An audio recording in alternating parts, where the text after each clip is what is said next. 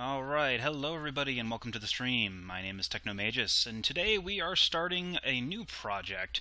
We're going to be streaming through Final Fantasy IV Advance for the Game Boy Advance. This is actually the third remake of Final Fantasy IV, technically second, because there's a port of the WonderSwan Color remake of Final Fantasy IV. Which was then later remade for the DS in a 3D pseudo Final Fantasy VII version with voice acting, which was actually pretty decent, though had a few or less content than this one. And it was also made for the PSP with some extra stuff, including the Wii download sequel, The After Years, with the full content of it instead of having to go through the whole microtransaction thing, which was kind of cool. So, anyway. Right now I'm just letting the intro scene play out. Alright. Oh, whoop. It would help if I kept that thing active, sorry.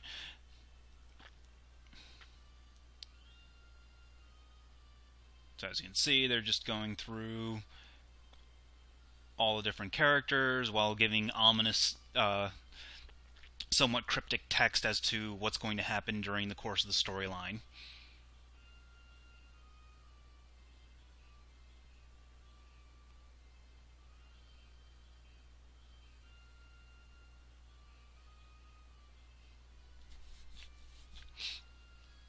And hey, look, it's our illustrious main character in black armor.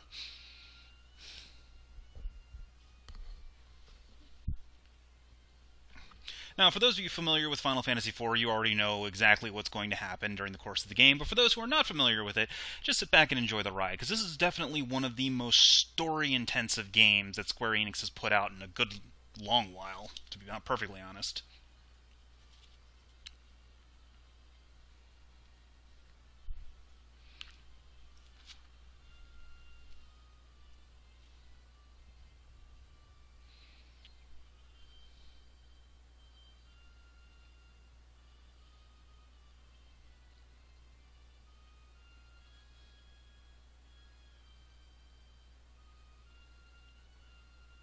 And in case you're wondering, no, this cutscene is not in the original Final Fantasy IV. Well, it actually came over here as Final Fantasy II on the Super Nintendo. Because there was a... Final Fantasy numbering was weird back then.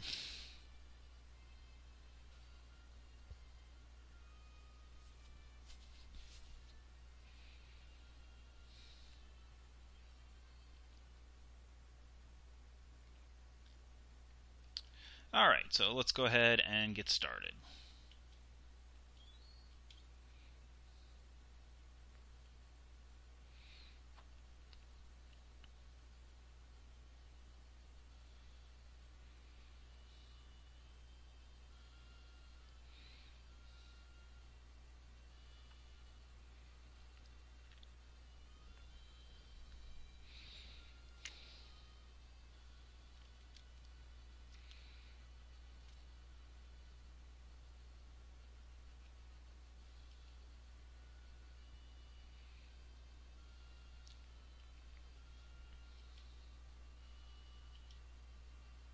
Of course, it's kind of weird how Cecil's portrait in the text boxes has him with a closed face mask, yet the sprite very clearly has an open face mask.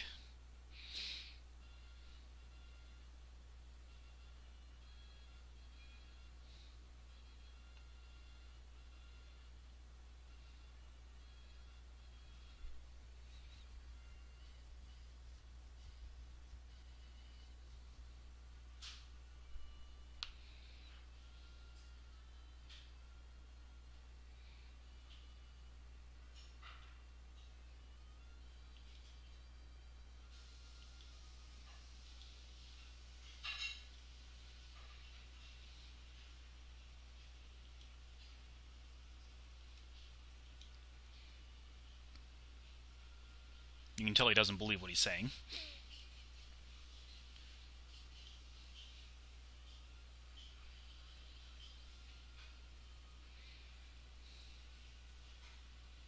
And this is all automatic.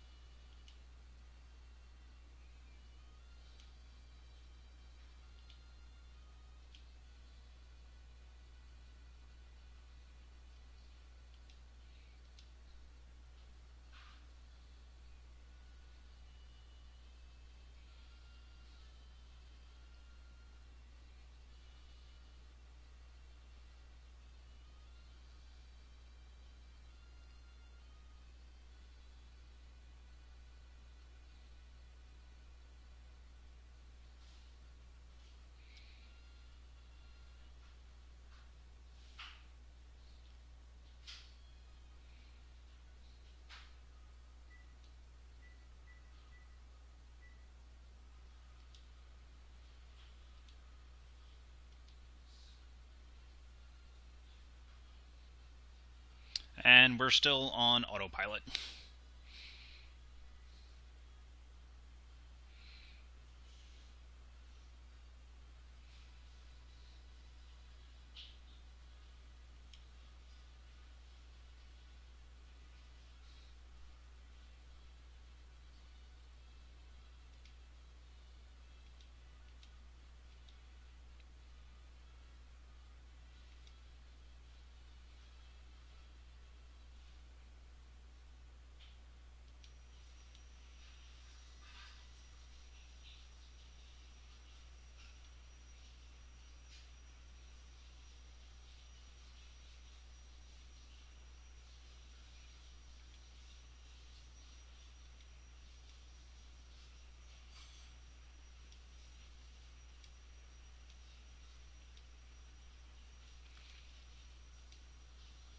Well, that was a little excessive.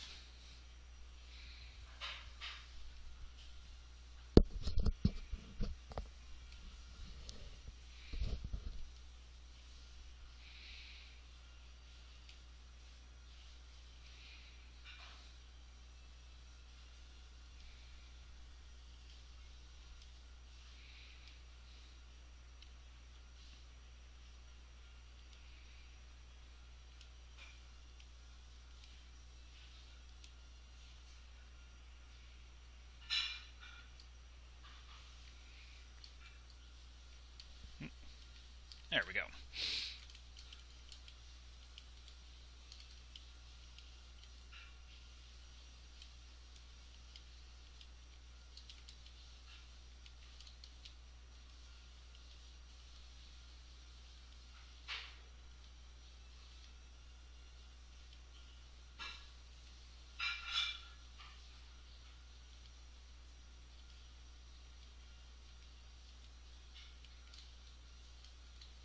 Alright, so obviously it's very obvious that the king is corrupt. Isn't that awesome?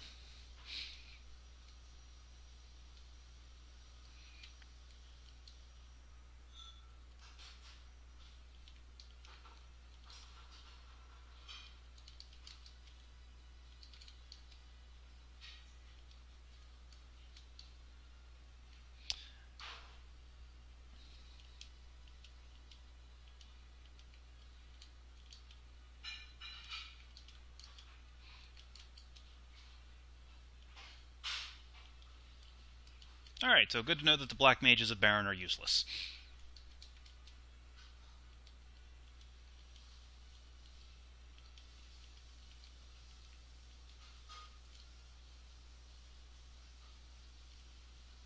So let's go ahead and explore around town, or around the castle a little bit.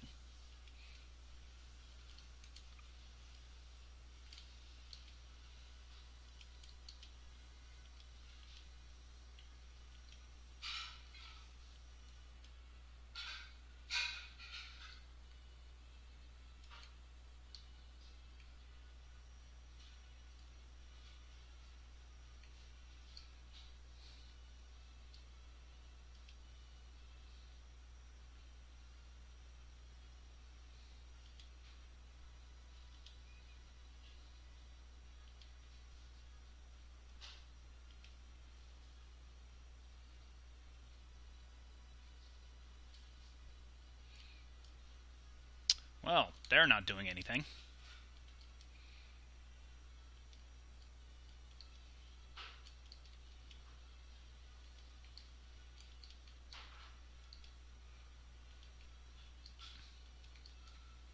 Come here, I want to talk to you.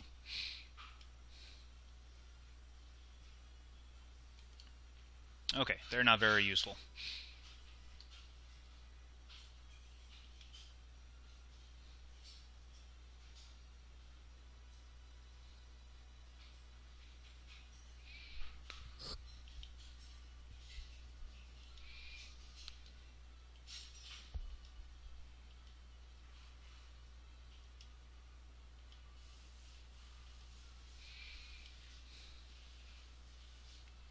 Man, characters with an actual family. That doesn't happen very often.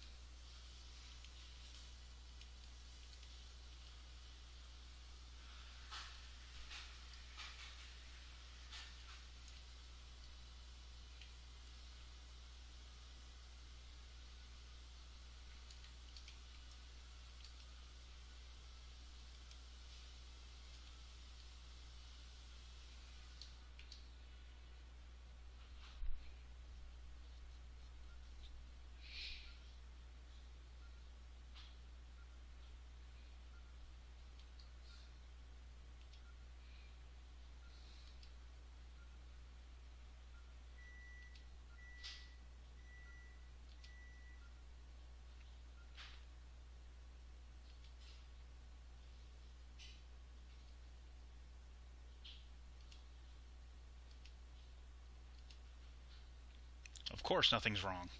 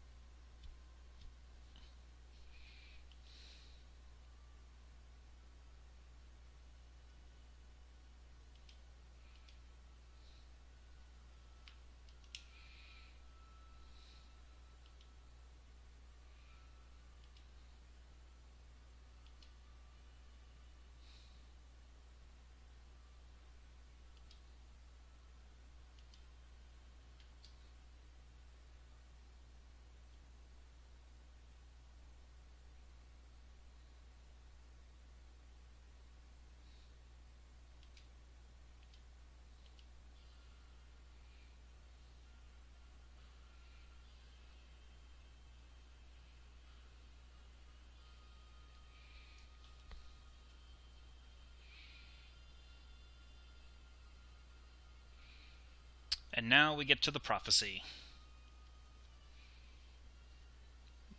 As soon as its side starts scrolling.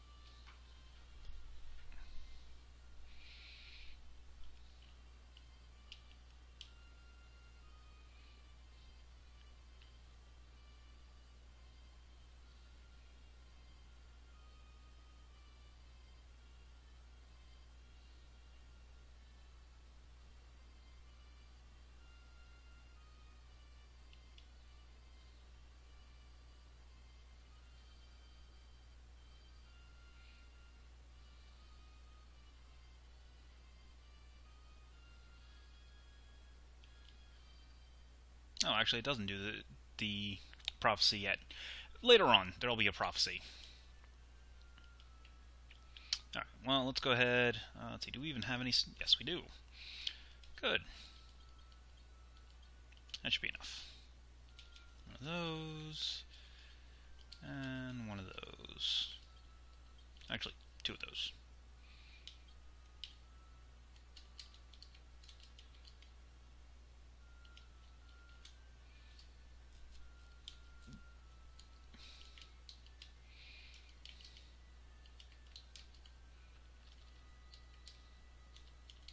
Alright, so there's a couple of hidden items here in Barren Town. Let's see. Here's one of them.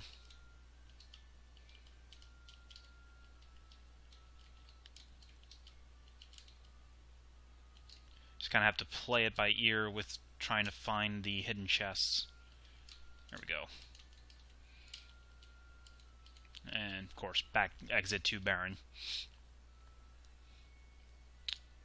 Alright, and there is one other hidden item, and that's down here.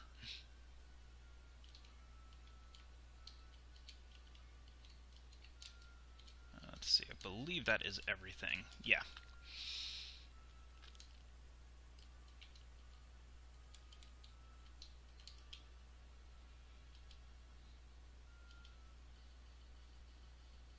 Every town has a dancer.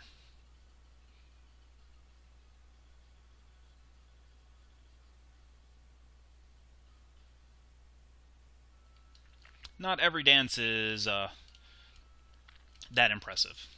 I wonder why the weapon shop is locked. Maybe this little kid knows. Come here. Get back. Okay, no. Kid's an idiot.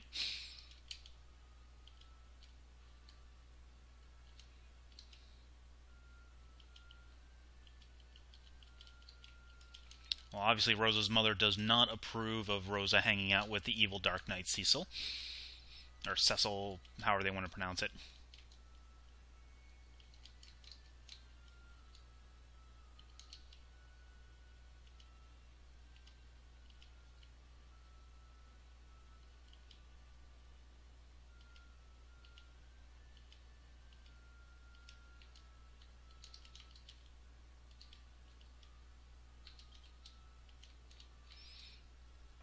There is no actual use to changing the name other than if you don't want to use the default names.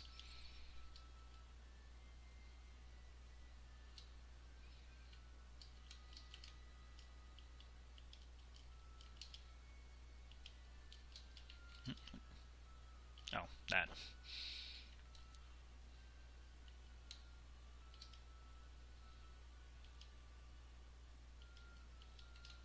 And that is Sid's daughter. Oh, and there's Sid asleep.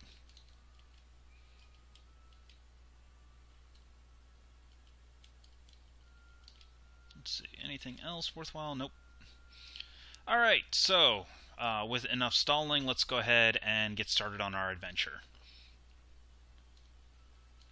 Now, we're to go slay the Eidolon that lays in the Mist Cavern, which is up in this way.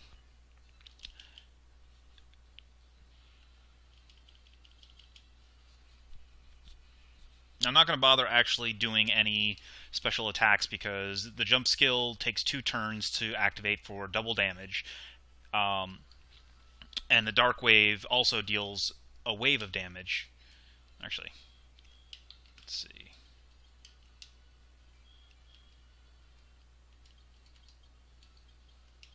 Yeah. Alright, so here's what Dark does.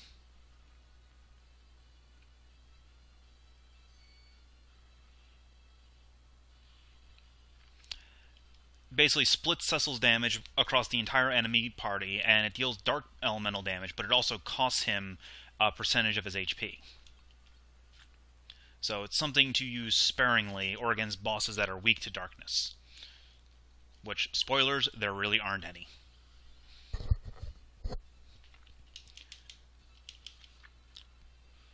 Considering the amount of damage that Cecil takes from it, you're generally better off just spamming the attack command.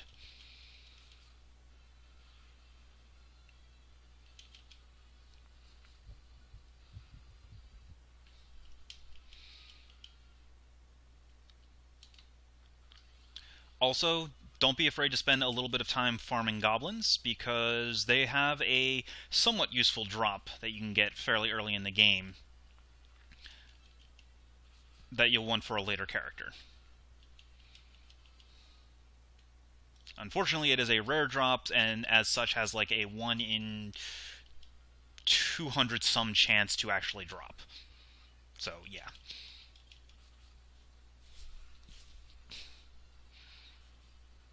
Drop rates in Final Fantasy games are not very forgiving.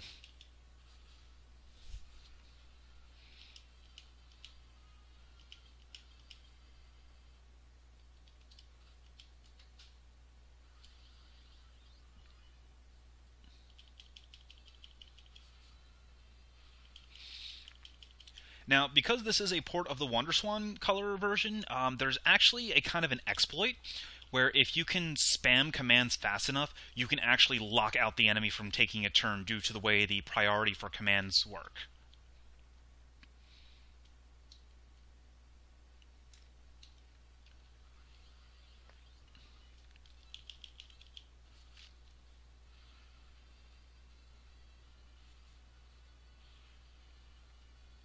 It's most evident if you have it set on the wait for the ATV. Like, you'll see later on what I mean when... actually, let me go ahead and turn on... Let's see... Oh, it is already set to wait. Alright.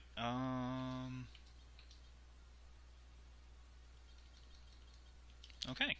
So it's already set to where we want it to be.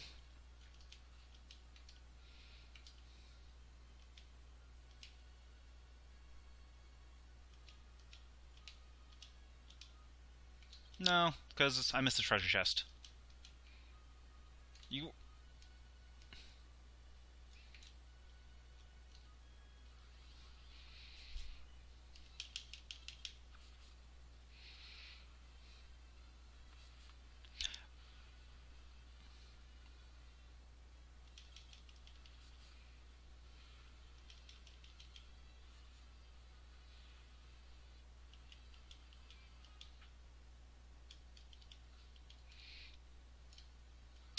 Now, thankfully, there isn't really that much grinding required for this game, or at least for the first couple areas. Later on in the game, there will be some grinding required.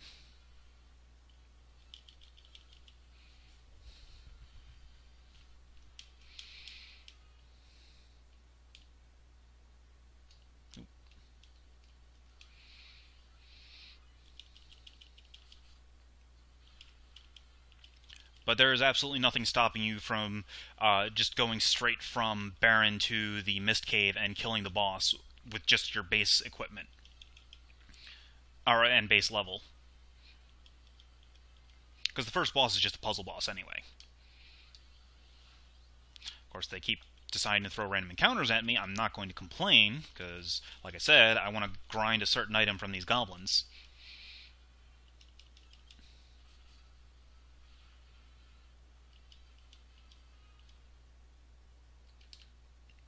Alright. Yes, we choose to ignore your warnings. So, welcome to the first boss of the game, the Mist Dragon. It is a holy elemental enemy, so therefore it is weak to darkness. In theory.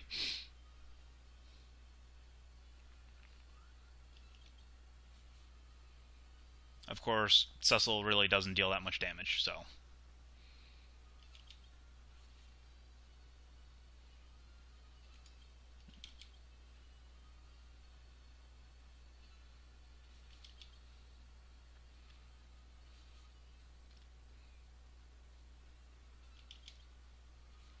Now, you might be wondering why I'm having Cain just attack instead of jump. You'll see why in a moment. Well, provided... Alright, whatever. This is probably going to hurt.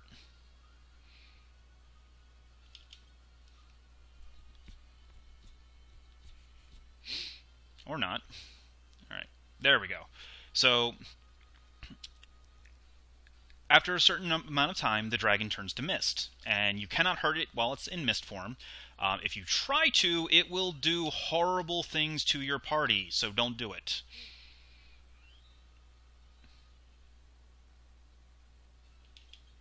Just for demonstration.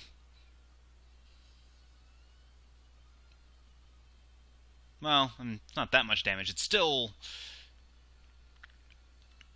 does unpleasant things, so don't do it. I mean, we're at a decent amount of HP right now, so we can just wait until it turns back.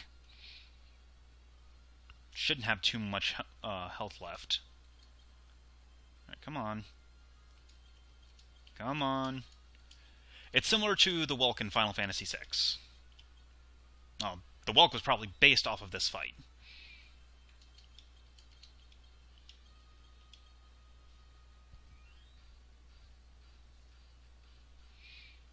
There we go.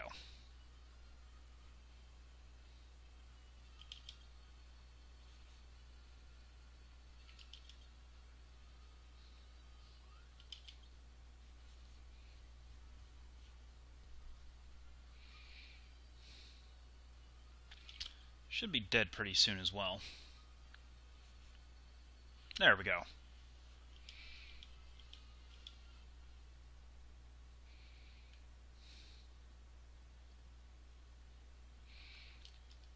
Alright, so we have reached the Village of Mist. The ring is glowing, and a bunch of bombs appeared. Well, this is probably a bad thing.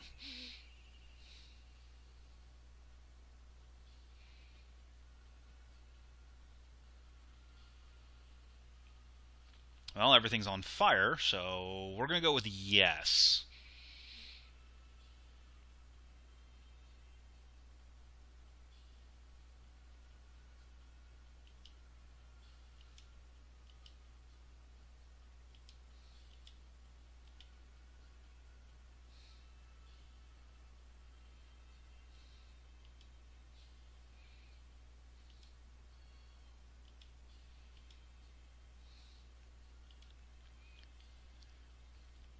Way to open your mouth, Cecil.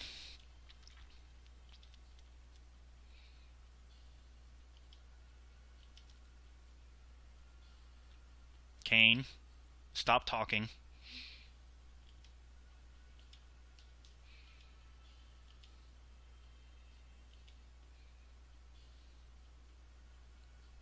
Are you?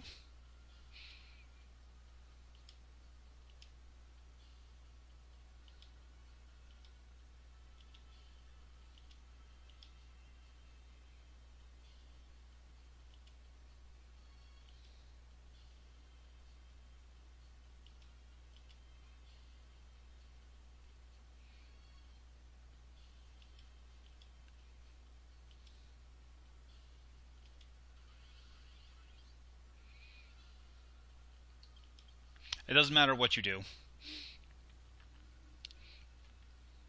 This will always happen, and she will always move before you have a chance to do anything.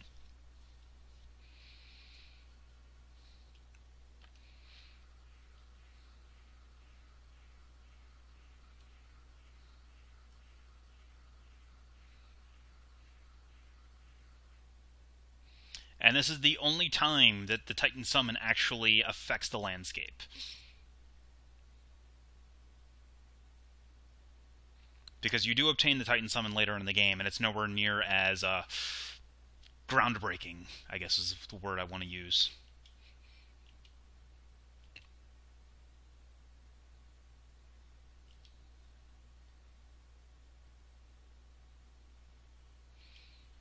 Alright, so we'll go ahead, now that we have lost Kane and we are solo, we'll go ahead and save here. I'll be back in a few minutes to continue our journey with the mysterious girl. See you guys in a little bit.